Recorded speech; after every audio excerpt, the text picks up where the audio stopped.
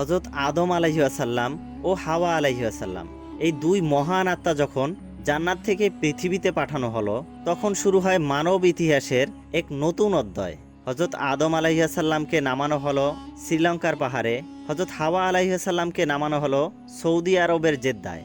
দুজন দু জায়গায়, অচেনা এই পৃথিবীতে, একা, বিচ্ছিন্ন। শুরু হয় বিচ্ছেদের এক দীর্ঘ যাত্রা। হযরত আদম আলাইহিসসালাম জান্নাতের প্রশান্তি হারিয়ে পাহাড়ে বসে কাঁদছেন, আর এদিকে হযরত হাওয়া আলাইহিসসালাম মরুভূমি পেরিয়ে খুঁজছেন আদম আলাইহিসসালামকে। 40 বছর পর্যন্ত তারা একে অপরকে খুঁজে বেরিয়েছেন। পাহাড়, বন, মরুভূমি পেরিয়ে তাদের পুনর্মিলন হয় জাবালুর রহমার পদদেশে, যেখানে আল্লাহ তাআলার দরবারে তারা কৃতজ্ঞতা প্রকাশ করেন। এই ভিডিওতে আমরা জানব হযরত আদম ও হাওয়া আলাইহিসসালামের বিচ্ছেদের কষ্ট, কিভাবে তারা পৃথিবীতে প্রথম জীবনযাপন শিখলেন, কিভাবে আল্লাহ তাদেরকে শিক্ষা দিলেন কৃষি, আগুন, গৃহ নির্মাণ ও জীবনের মৌলিক প্রয়োজনীয়তা, এবং কিভাবে তারা পৃথিবীর প্রথম পরিবার গঠন করলেন। এই ভিডিও একবার শুরু করলে আপনি থামাতে পারবেন না ইনশাআল্লাহ। চলুন ফিরে যাই সেই ইতিহাসের শুরুতে, হযরত আদম আলাইহিসসালাম ও হাওয়া আলাইহিসসালামের সেই অসাধারণ সফরে। চলুন শুরু করি সেই বিস্ময়কর যাত্রা। হযরত আদম আলাইহিসসালাম ও হাওয়া আলাইহিসসালামের ভুলের পর আল্লাহ তাদের ক্ষমা করেন, কিন্তু শর্ত সাপেক্ষে পৃথিবীতে পাঠান, যাতে তারা নিজেদের দায়িত্ব বুঝতে শিখেন। আল্লাহ তাআলা যখন হযরত আদম আলাইহিসসালাম ও হাওয়া আলাইহিসসালামকে পৃথিবীতে প্রেরণ করলেন, তখন তাদের দুজনকে ভিন্ন ভিন্ন স্থানে নামানো হয়। হযরত আদম আলাইহিসসালামকে নামানো হয়েছিল বর্তমান শ্রীলঙ্কার আদমস পিক নামক পাহাড়ে, আর হাওয়া আলাইহিসসালামকে নামানো হয়েছিল সৌদি আরবের জেদ্দা শহরে। দুজনেই পৃথিবীতে একা, অপরিচিত পরিবেশ, অজানা পরিস্থিতিতে। এই বিচ্ছেদ ছিল এক মহা পরীক্ষার শুরু। আদম আলাইহিসসালাম প্রথম অনুভব করেন কি ভয়ানক একাকিত্ব। জান্নাতের শান্তি, হাওয়া আলাইহিসসালামের সঙ্গ সব হারিয়ে গেছে। এই পৃথিবী ছিল জান্নাত থেকে সম্পূর্ণ আলাদা। এখানে ছিল গরম, ঠান্ডা, ক্ষুধা, পরিশ্রম। হযরত আদম আলাইহিসসালাম জান্নাতের প্রশান্তি থেকে এসে হঠাৎ এমন কঠিন বাস্তবতার মুখোমুখি হন, তিনি গভীর অনুশোচনায় পড়েন। চোখের পানি ফেলে পাহাড়ের উপরে বসে আল্লাহর কাছে ক্ষমা চাইতে থাকেন, শোক প্রকাশ করেন, রাতভর কাঁদেন। তিনি বলেন, হে আল্লাহ, আমি আমার ভুল বুঝেছি, আমায় ক্ষমা করো, আমায় পথ দেখাও। দিকভ্রান্ত হয়ে পাহাড় থেকে নামেন, ঘুরে বেড়াতে থাকেন, আশেপাশের অঞ্চলগুলোতে খাবার খুঁজতে থাকেন।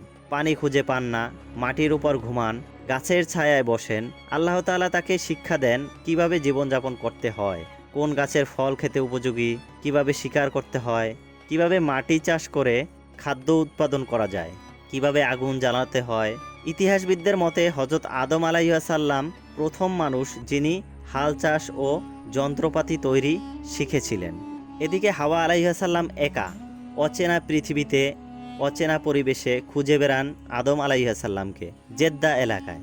তিনি অত্যন্ত দুঃখিত ছিলেন। আদম আলাইহিসসালামকে খুঁজে পাওয়ার আশায় পাহাড় ও মরুভূমি পেরিয়ে হাঁটতেন দিনের পর দিন। তিনি গাছের ফল খেতেন, কখনো বুনো শাকসবজি সংগ্রহ করতেন, কখনো পাথরের ফাঁকে পানির উৎস খুঁজে নিতেন। তিনিও আল্লাহর কাছে অনবরত দোয়া করতেন, হে আল্লাহ, আমার স্বামীকে আমার কাছে ফিরিয়ে দিন, আমি একা, আমি অসহায়। তাদের এই একাকিত্ব ছিল বহু বছরব্যাপী। তাফসীরবিদদের মতে 40 বছর পর্যন্ত তারা বিচ্ছিন্ন ছিলেন। জান্নাতে সবকিছু প্রস্তুত থাকলেও পৃথিবীতে তা ছিল না। আদম আলাইহিসসালাম ও হাওয়া আলাইহিসসালাম এখন নিজেরাই খাবার সংগ্রহ করতে শুরু করেন। আল্লাহ তাদের ধীরে ধীরে শিখিয়ে দেন পৃথিবীর জীবন ব্যবস্থা। আদম আলাইহিসসালাম শিখতে থাকেন কোন ফল খাওয়া নিরাপদ, কোনটি ক্ষতিকর। মাটিতে বীজ ছড়িয়ে ধীরে ধীরে চাষাবাদ শুরু করেন। শিকারের কৌশল, কাঁচা খাদ্য রান্না করা, এসব শেখানো হয় আল্লাহ তাআলার পক্ষ থেকে ওহীর মাধ্যমে।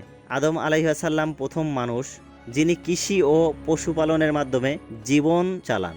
তাকে শেখানো হয়েছিল আগুন জ্বালানো, পাথর ঘষে ছুরি তৈরি, কাঠ দিয়ে হাতিয়ার বানানো, পশু হত্যা করে চামড়া দিয়ে কাপড় বানানো, গৃহ নির্মাণের পদ্ধতি, খাদ্য সংরক্ষণ করা, পশুপালন করা ইত্যাদি। তিনিই প্রথম শিখেন। আল্লাহ তাআলা শিক্ষা দেন কিভাবে হাল চাষ করতে হয়, কিভাবে গৃহ নির্মাণ করতে হয়।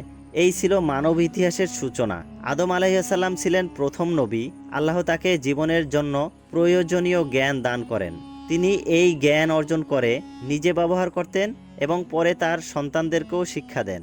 আদম আলাইহাসাল্লাম ও হাওয়া আলাইহাসাল্লাম একে অপরকে খুঁজে বেড়াতে থাকেন বছরের পর বছর। আদম আলাইসাল্লাম দক্ষিণ দিক থেকে উত্তর দিকে চলতে থাকেন, পার হন ভারত উপমহাদেশের নানা অঞ্চল। আদম আলাইহাসাল্লাম পৃথিবীর বিভিন্ন অঞ্চলে ভ্রমণ করেন। ভারতীয় উপমহাদেশ, মালদ্বীপ, আরব উপদ্বীপ। তার অন্তরে ছিল একটাই আরতি, আমার স্ত্রী কোথায়, কেমন আছে সে। প্রতিটি গাছের নিচে, প্রতিটি নদীর পাড়ে তিনি বসে দোয়া করতেন, আল্লাহর দিকে ফিরে ফিরে তাকাতেন, কখন দয়া হবে। হাওয়া আলাইহাসাল্লাম সৌদি আরব থেকে উত্তর দিকে এগোতে থাকেন, তায়েফ, মক্কা, মিনা পেরিয়ে আরাফাতের দিকে। তারা কখনো খুব কাছাকাছি এসেছিলেন, আবার হারিয়ে গিয়েছিলেন পাহাড় আর মরুভূমির জটিলতায়। কিন্তু আল্লাহর ইচ্ছায় একদিন সেই বহুল প্রতীক্ষার মুহূর্ত আসে। অবশেষে আল্লাহর পক্ষ থেকে দয়া আসে। একদিন তারা দুজনেই আরাফাতের দিকে চলতে থাকেন এবং সেখানে দেখা হয়ে যায় এক পাহাড়ের নিচে, যাকে বলা হয় জাবালুর রাহমা। এক মুহূর্ত, যে মুহূর্তের সময় থেমে যায়, দীর্ঘদিনের একাকিত্ব, কষ্ট, অনুশোচনা আর কান্নার অবসান ঘটে। তাদের চোখে ছিল অশ্রু, হৃদয়ে ছিল প্রশান্তি। তারা আল্লাহর সামনে সিজদায় লুটিয়ে পড়েন, 2 রাকাত নামাজ আদায় করে কৃতজ্ঞতা জানান, হে আল্লাহ, তুমি আমাদের আবার একত্রিত করেছ, আমাদের দোয়া কবুল করেছ। আদম আলাইহাসাল্লাম ও হাওয়া আলাইহাসাল্লাম আল্লাহর প্রশংসা ও শুকরিয়া আদায় করেন। তারা তখনই বুঝতে পারলেন এই পৃথিবী এখন তাদের নতুন আবাস। তারা মক্কার আশেপাশে স্থায়ী হতে শুরু করেন, নিজ হাতে কুটির নির্মাণ করেন, মাটি, কাঠ, পাথর দিয়ে তৈরি সরল ঘর। এটা ছিল পৃথিবীর প্রথম পরিবার, মানব ইতিহাসের প্রথম গৃহস্থলী জীবন। আদম আলাইসাল্লাম ছিলেন একজন পরিশ্রমী ব্যক্তি। আল্লাহ তাকে শিখিয়েছিলেন কিভাবে খাদ্য উৎপাদন করতে হয়, কিভাবে পশুপালন করতে হয়। তিনি কৃষি করতেন, বীজ বপন করতেন, ফলমূল আরোহণ করতেন। হাওয়া আলাইহিসসালাম গৃহকর্মে সহায়তা করতেন, পোশাক তৈরি করতেন, রান্নাবান্না, সন্তান লালন পালন।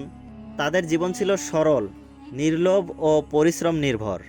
আল্লাহ তাআলা বলেন, তোমরা যেখান থেকে ইচ্ছা সেখান থেকে খাও। সূরা আল বাকারা আয়াত 35। এই আয়াত পৃথিবীতেও তাদের জন্য প্রযোজ্য ছিল। তারা পরিশ্রম করে হালাল রিজিক আরোহণ করতেন। আল্লাহ তাদের থেকে মানবজাতির বিস্তার ঘটান। তাফসিরকারকদের মতে হাওয়া আলাইসাল্লাম একাধিকবার যমজ সন্তান প্রসব করেন। প্রথম যুগে একজন ছেলে ও একজন মেয়ে একসাথে জন্ম দিতেন। তাদের নামের মধ্যে এসেছে হাবিল ও কাবিল। তাদের দ্বন্দ্ব, কুরবানির ঘটনা ছিল এক পরীক্ষার অংশ। আমরা পরবর্তী ভিডিওতে তা বিশ্লেষণ করব ইনশাআল্লাহ। আদম আলাইহিসসালাম প্রত্যেক সন্তানকে আলাদা আলাদাভাবে জীবনযাপনের শিক্ষা দিতেন। তিনি শেখাতেন তাওহীদ, ইবাদাত, পরিশ্রম ও ন্যায় বিচার। হযরত আদম আলাইহিসসালাম ও হাওয়া আলাইহিসসালামের পৃথিবীতে আগমন ছিল কেবল একটি শান্তি নয়, এটি ছিল এক মহান দায়িত্বের সূচনা। এই পৃথিবী ছিল তাদের জন্য এক পরীক্ষাগার, আর সেই পরীক্ষার প্রথম অধ্যায় ছিল ধৈর্য, পরিশ্রম ও আল্লাহর উপর তাওয়াক্কুল। তাদের জীবন থেকেই আমরা শিখি, ভুল হতেই পারে, কিন্তু অনুশোচনা, দোয়া আর আল্লাহর দিকে ফিরে যাওয়াই আমাদের প্রকৃত পথ। এই ছিল মানব ইতিহাসের সূচনা, কিন্তু সামনে আরও রহস্য, আরও ঘটনা। পরবর্তী পর্বে আমরা জানব হাবিল ও কাবিলের গল্প। একটি ভাইয়ের ঈর্ষা কিভাবে প্রথম হত্যার জন্ম দিল এবং কিভাবে আল্লাহ তাআলা ন্যায় বিচার প্রতিষ্ঠা করলেন। নতুন ভিডিও মিস না করতে এখনই চ্যানেলটি সাবস্ক্রাইব করুন, আর আমাদের পরবর্তী পর্বে অবশ্যই আমাদের সঙ্গে থাকুন ইনশাআল্লাহ।